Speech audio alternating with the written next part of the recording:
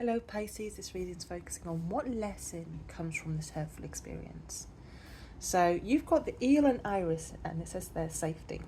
You've got the star, the 3 of wands, the 4 of wands reversed, and at the bottom of the deck you've got the 8 of wands. Now Pisces, the first thing that I want to say is, just because something feels familiar doesn't mean that you have to stay there. So when I look at this reading, it feels as though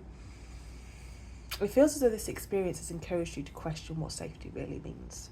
Because what's interesting is that the eel card talks about safety, yet the 4 of wands reversed immediately makes me question whether something in your life was truly or is truly providing the stability, the support, or the sense of belonging that you thought it was.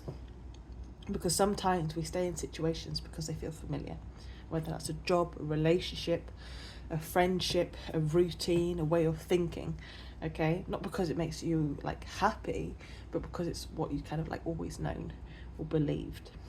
And I feel this lesson has encouraged you to see the difference between what is comfortable and what is genuinely good for you.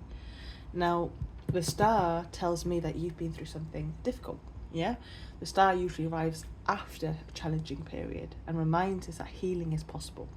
It asks us to have faith that there is something better ahead, even if we can't fully see it yet. And then you move into the 3 of wands, and this is where the energy begins to shift, because I actually really like the star and the 3 of wands together, first of all, but with the 3 of wands, this is a kind of looking beyond your current circumstances. It's expanding your horizons, exploring newer possibilities, and realising that your future, my darling, doesn't have to look like your past. Together, the star and the 3 of wands creates a very powerful message that really says there's 100% more available to you than what you've been settling for. And honestly, I feel that's the lesson. Not that you've failed, not that you've made mistakes, but more that you've outgrown something. You've learned what you've needed to learn, you've gained the experience, and now your soul is encouraging you to look beyond where you've been.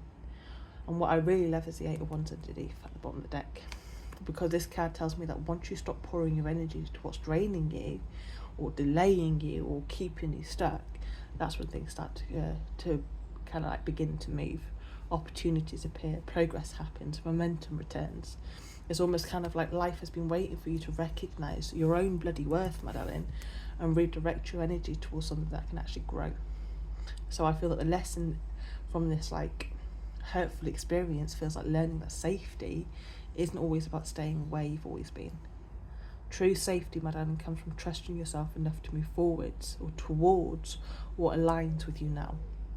And sometimes the lesson isn't learning how to stay. Sometimes, my darling, the lesson is learning when you've actually outgrown where you are. Okay, and it looks like you have, my darling. I wish you all the best.